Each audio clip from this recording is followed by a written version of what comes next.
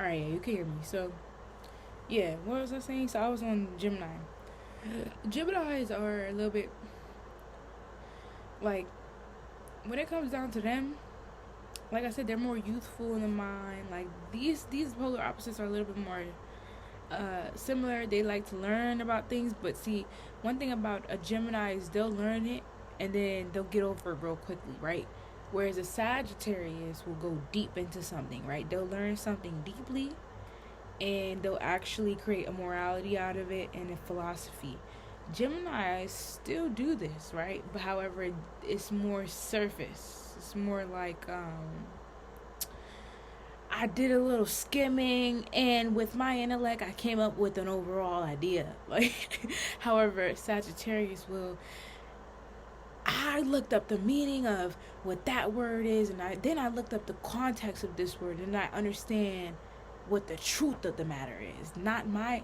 I didn't just come up with the more. No, I understand the truth. Like, that's what Sagittarius would do. Like, so Gemini. I'm not saying they're not into the truth and everything, but a lot of times they don't, you know, the value that you can have from finding truth, like the actual core truth of things, they don't understand that like a Sagittarius will. So it comes off they continue to be a little bit more naive, and that's why the opposite sign, Sag, since they do take the time to actually deeply learn things and go to the bottom and get to the bottom of things, they're more wiser as they get older, right?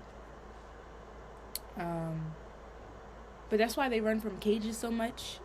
And this is where again the similarity comes in with the Gemini, because a lot of times when you go deep into things, you could have a possibility to get stuck into a cage or be stuck somewhere. They don't like that. They don't like mental cages and shit because it blocks them from traveling in their mind, right? Sagittarians like to travel. They don't like to stay in one place. So they can also play out naive energies as well. But that's how they learn and they go through their wisdom. These two are hard because they're very similar. It's just Geminis learn as they get older. They're all, but I believe both signs are very wise. I'm not gonna lie. However, they play out more naive characteristics when they're younger, and then when they get older, they learn how to be wise because of their curiosity. You feel me? Very curious people. So they find themselves into a lot of different areas, so that gives them wisdom in different areas. But then you have a Sag that will take one road once they understand certain things, so it kind of leads them to missed experiences compared to a Gemini. So Sag got to learn how to experience a little bit more in the life, because they busy experiencing in like their mind. However, Geminis need to experience more in the mind, and that's where that comes from, right? What I just explained, like why those things are because of that. I hope I didn't just talk a word jumble just now. But anyways, moving on. Cancer and Capricorn. Now, I'm gonna think about some Cancers. Now, Cancers are like Capricorns in a way. Where I've seen it is they can be some good ass bosses now. But the way these two mostly play out the same way is the moods. They both have like mood switches. So if a Cancer feels a way, everybody gonna feel that. If a Capricorn feels that way, everybody's gonna feel that too. They have a way of taking over that realm in any environment, right? That's first things first with both signs. They both do that when it comes to their emotions. But what a Cancer has to learn from Capricorn is how to put your emotions aside when it comes to certain things, and when it's time to use your, like, for example, a Cancer might not be fit for a like position of a boss position because they might let their emotions sway them a little bit too much. However, a Capricorn could be in that position and body everybody because they're professional. They know what the right procedures are to do. They're mature type shit. They're emotionally mature because they've learned I won't say they're emotionally mature, but they've learned how to control them a little bit better than a Cancer can. So it's like Capricorns, but the thing about it is then that shuts them down, and they don't have the connection and the feeling of vulnerability that they really need that Cancer has right now. Cancer will allow their vulnerability to create circumstances for them that they can't like control. So they end up having people around them that just see them as not unstable, but like somebody who can't sustain themselves. But when they hop into that Capricorn energy, where they like take control of their circumstances and become their own boss, Cancer bodies like they dead ass, like they're business people, they're hard workers, like hard ass workers. Like Cancer's got to learn how to like kind of give that emotion to something that's gonna fulfill their life, like a Capricorn does, right? Capricorns use a lot of their baggage and they put it all into their work, and it doesn't really benefit them. And I'm not saying it doesn't, but it's like for them to actually grow, they have to put their work into something that they care about, though, because that's what Cancer does. So that's why Cancer learns how to put, instead of caring so much about things and not like letting the environment make them like unstable, they need to put that in to let that make them stable, like how a Capricorn will. That's how the signs learn from each other. Then next, Leo and Aquarius. Oh my god, this is my favorite. I'm not gonna lie, this opposite is hard too because they're similar. So similarities off the bat. Both are not in their ego, but they have a sense of ego. They're born with a sense of ego. The Aquarius got that individualistic ego that they know they're different. They're born knowing they're different, right? Leo is born knowing they're different too, but it's at a state of like not separation. It's a state of I know I'm different, but I know I'm shining in the environment type shit. Aquarius is like, I know I'm shining in the environment because I'm different type shit. So it's like the Aquarius has an ego that's of individuality and is separate from other people, whereas Leo has an ego that's individualistic and inclusive of other people, right?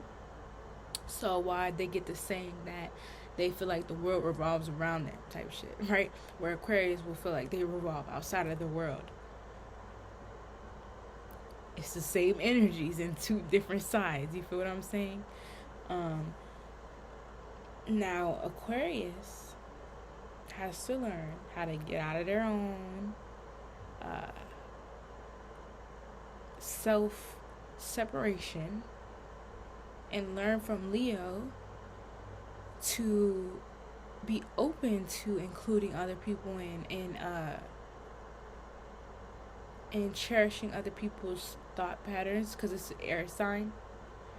And then Leo is more about characteristics, but Leo has to be more open to other people who are individualistic, because sometimes Leos don't like people who don't. They're kind of like Libras. They're very similar to Libras, that they don't like for people to like not go with the flow type shit. Or it's not that they don't like it, because Libra, now the difference where they differ from Libra will get offended because it's like all they care about relationships. Now Leo cares about relationships too, but they won't get offended in a way that it affects them. Everything revolves around the Leo, so it's like they don't even take it like that. They take it like that person's missing out or type shit. Libra will be like, they don't even see it as like that person. They'll just upset at the fact that everybody's not being harmonious in the first place. So yeah, it just is like that. A Leo will make it about like, well, they're missing out because I'm here and they're not, and like type shit. But Leos have to know that people shine in their own way, like, and gotta be open to that. Like, gotta be open to that. But Leos are very friendly and humanitarian, like just like Aquarians. People don't people need to know that Leos are also very good at like networking, socializing, just like Aquarius. Um, that they know how to rally up a crowd, just like Aquarius, and get a large group of people to mess with them, just like Aquarius, because it's like that energy of like wanting to be a part of things and shining in a group type of like around other people. Then we have Virgo. I'm tired now, but Virgo and Pisces. Now, one thing I want to point out, right? Routine and cycles. What is a routine? Routine is something that plays out in the same way every single time you do it, right? You know the routine of it. You know how it's going to go. You know, every time this happens, that happens after that, and that happens after that, right? What is a cycle? Something that happens once, and it happens again. Happens once, happens again, happens. Karma, cycle, Pisces. Routine, pattern, Virgo. If you don't do the math with that, I don't know what to tell you. Because I'm sitting here like, when I came in with that, I was like, wait, that makes so much sense. Why? I said came up with that. I meant to say when I came to that conclusion, I was like, that makes so much sense why the signs are that way. You have a Virgo who is all about routine, patterns, getting shit done at certain times, being all about scheduling, meeting certain standards, having a certain goal, having consistency, working on something, right? Then you have a Pisces who's scattered, goes with the flow, deals with cycles and karma and mysticism and Neptune. You know what I'm saying? It's the opposite of Mercury, the left brain logic. You know what I'm saying? And now we're at the 6th sign, so we're also halfway. So it gets deep at this point. But anyways, like I was saying, Neptune energy is like, so the thing about it is like Virgos are too much sometimes into their scheduling and their routine and their pattern and their control, and just they forget to go with the flow. They forget that life is karmic. They forget that you can only control so much and that there's cycles that you have to go through. Like, some things can't always be the same. Like, you can't go through the same routine all the time. Things have to change. Things are not going to be perfect all the time. And that's where their opposite Pisces comes in to show them that. Pisces need scheduling. They need scheduling in their life. You know what I'm saying? It's not that, like, I don't want to make it seem like, okay, you're a Pisces, act like a Virgo now. I'm just saying, it'll be good for you to see your opposite sign and learn different ways how you can do your Neptunian energy, but also, know about that polarity that you can hop into. Because I realized that as a Virgo moon, I realized where I was allowing myself to get too dried up by routining and scheduling and pattern and meeting up to things that I was, you can lack creativity like that. You know what I'm saying? And then if on the opposite side as a Pisces, you can lack stability like that. So if you ever need to like ground yourself, you know what I'm saying, out and give yourself a balance. It's always good to like have a balance. That's why I'm saying like this as signs, so you can see where to look at as your sign. The ways to look at like your opposite sign and the energies where you play out and how you can get a balance from this. Because like I said, Pisces, y'all need scheduling sometimes. Y'all need to be on a fucking schedule sometimes. Y'all be too woozy. Y'all need to like use logic sometimes. I know y'all don't like using it, and I know y'all like to go with just your faith. But sometimes you have to know the facts. Now, Virgo, sometimes you need to let the facts fucking go and have faith in shit sometimes. You feel what I'm saying? You see what I'm trying to say? It's getting a little bit easier now. I'm conveying my message a little bit easier now. Like, so sometimes you need to have, these signs need each other because like they help each other, but it's like without that opposite energy you could fall. Like if you get too caught up in a routine and pattern, like you lose your creativity. If you don't have no type of pattern and routine and stability, then you get all unstable and you're just lost at that point. It's not even creativity, it's just illusions. You're lost. You're lost. You're not in reality. You need to be able to have yourself a time where you can be grounded in reality, right? Okay, so that's where Pisces learn from Virgo, where they, as they get older, they learn how to be a little bit more about their details. You'll notice that they learn, because they learn that when they're younger, that shit don't work, and that sometimes you gotta know the facts about shit. Sometimes you gotta, like, you know what I'm saying? Virgos learn when they're younger that sometimes you don't always gotta know the facts. You can use your faith, and things work out better sometimes like that. When you don't worry, you know what I'm saying? You kind of get a little bit more spiritual. I know you like to work and see things in real life with your face, and your brain has to see things to make know it's real, and you have to know with why and everything. Why? Sometimes God don't give a reason. Then what are you gonna do? Then what? That's why you got your opposite sign to teach you. Like, you gotta be faithful. You have to have a spiritual system and cling to that as a Virgo. Okay? Next sign. I did Libra.